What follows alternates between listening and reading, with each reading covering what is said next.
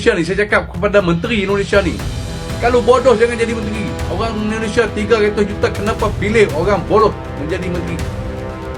Di tengah situasi di mana Malaysia mulai ingin coba mengimpor beras dari Indonesia dan menunjukkan minat pada teknologi pertanian negara tetangga, muncul seorang pria tua asal Malaysia yang tampak sulit menerima realita tersebut. Ia tampak tersinggung dengan kemajuan pesat sektor pertanian Indonesia, yang dulunya kerap dipandang sebelah mata oleh sebagian kalangan di Malaysia. Alih-alih bersikap terbuka, pria itu justru melontarkan komentar merendahkan terhadap pernyataan Menteri Pertanian Indonesia. Namun, respons dari warganet Indonesia tak kalah cerdas dan elegan, membalas sindiran tersebut dengan argumen yang tenang namun tajam. Sikap emosional pria itu pun ramai diperbincangkan di media sosial, memicu diskusi seputar penerimaan atas perubahan dan dinamika baru di kawasan. Nak bercakap tentang negara Indonesia ni kan. Tetapi bila seorang menteri bercakap benda palsu, menteri Indonesia ni, dari menteri sampai bawah lah, saya cakap Malaysia, menteri Malaysia berjumpa dengan menteri Indonesia, ingin belajar. Malaysia, Thailand, Vietnam hadapi krisis beras, minta belajar dengan Indonesia. Bila nampak gambar belakang saya, kami, teknologi beras kami dah sampai 3 musim setahun. Kami boleh supply 70% keperluan beras Malaysia. Hanya 30% diimport. Sejak saya lahir, kepada Menteri Indonesia yang bercakap tadi, saya tak pernah tengok lagi krisis beras di Malaysia. Pekerja Bangladesh datang Malaysia, tanggung beras setiap hari. TKI Indonesia di Malaysia tak pernah menjerit Malaysia tak cukup beras. Sebaliknya, di wali kota Wadidau, beras habis, Wadidau minta gift. Patut Indonesia yang belajar dengan Malaysia bagaimana menyediakan peluang pekerjaan kepada warga mereka di Indonesia. Janganlah Menteri Indonesia ni, saya cakap kepada Menteri Indonesia ni, kalau bodoh jangan jadi menteri. Orang Indonesia 300 juta, kenapa pilih orang bodoh menjadi menteri? Kalau kamu tak boleh nak mentadbir negara kamu, kamu jangan mengatakan negara lain memerlukan anda untuk mereka hidup, supaya rakyat kamu happy. Kamu menteri yang suka berhalusinasi. Konon kamulah terbaik. Dunia ni berpusat di Indonesia. Semua yang terbaik tu datang Indonesia. Walhal Indonesia mata wang pun nombor 5 paling rendah. Yes, negara kamu mempunyai lahan tanah yang luas, tetapi kenapa tak usahakan tanam padi? Kenapa tak ada kecukupan beras di negara kamu? Sehinggakan beras 200 gram pun jual untuk rakyat kamu makan, kurus kering. Boleh pula kata Malaysia nak belajar dengan Indonesia. Perubahan musim. Malaysia belajar tak? Kamu belajar geografi. Malaysia dengan Indonesia, adakah perubahan iklim? Berapa musim kita ada? Kita tropika, tak ada perubahan iklim. Yang ada monsun saja.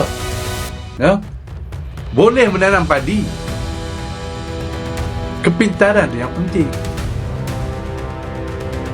Bukan kamu menyalahkan, mengatakan negara luar belajar dengan Indonesia bagaimana nak menanam padi, bagaimana nak mengurus padi. Aku tahu. Sehingga Prabowo pun cakap Malaysia import beras daripada Indonesia. Menteri dia orang pun cakap, aku daripada hidup sampai sekarang kan, tak pernah aku tengok beras dari Indonesia. Tak pernah. Yang aku tengok, orang Indonesia balik sana bawa Milo dari Malaysia. Bawa coklat dari Malaysia. Pergi ke Sarawak, dekat perbatasan Malaysia-Indonesia, beras Malaysia lagi diseluduk masuk ke Indonesia. Ini fakta. Cuba semak dalam senarai import Indonesia dan senarai ekspor Indonesia. Dalam senarai ekspor Indonesia ke Malaysia, cuba tengok ada tak Malaysia mengimport beras dari Indonesia, ataupun dalam cat statistik Indonesia mengekspor beras ke Malaysia, ada atau tidak? Tak ada. Tak ada. Tak ada Malaysia mengimport beras dari Indonesia. Kenapa menteri dengan penuh yakin cakap Malaysia minta belajar daripada Indonesia untuk mencukupkan beras? Kepada menteri Indonesia tu, belajar dengan Malaysia bagaimana nak mentadbir sebuah negara, nak mencukupkan beras negara anda, bagaimana nak menyediakan peluang-peluang pekerjaan di negara anda, bagaimana nak menyiapkan projek-projek niaga anda. Sekarang yang terbaru, syarikat Malaysia invest membangunkan IKN. Cuba belajar pengurusan dengan Malaysia, wahai menteri Indonesia. Jangan sebarang cakap kamu menteri, membawa attitude sebuah negara. Kamulah yang melambangkan bagaimana rakyat negara kamu berfikir. Kamulah melambangkan attitude rakyat kamu. Kamulah yang melambangkan corak negara kamu. Kamu menteri, jangan sampai ditertawakan oleh orang-orang di negara luar. Saya mentertawakan kamu, wahai menteri Indonesia. Ini ke level menteri. Hari ini alhamdulillah kami dipanggil Bapak Presiden untuk melaporkan perkembangan pangan kita per hari ini. Saat ini stok kita hampir 3,4 juta ton. Malam itu diperkirakan sudah mencapai 3,4 juta ton. Dan kalau ini tidak ada kendala ke depan, 20 hari paling lambat itu mencapai 4 juta ton stok kita. Sekarang ini 3,4 juta ton ini tertinggi selama stok kita selama 23 tahun. Meski sempat mendapat hinaan dari pria Malaysia tersebut yang turut merendahkan para menteri Indonesia, Presiden Prabowo tetap menunjukkan sikap besar hati. Ia menegaskan bahwa Indonesia akan mengekspor beras ke berbagai negara, termasuk Malaysia, sebagai bentuk kepedulian dan tanggung jawab kemanusiaan. Bagi Presiden Prabowo, membantu sesama negara di saat sulit bukan soal harga diri, melainkan wujud solidaritas dan jiwa persaudaraan antar bangsa. Saudara-saudara sekalian, dengan perhitungan bahwa kita sudah sangat cukup produksi kita, ada beberapa negara yang sudah mendekati kita. Saya dapat laporan dari Menteri Pertanian, Menko Pangan, beberapa negara minta agar kita kirim beras ke mereka.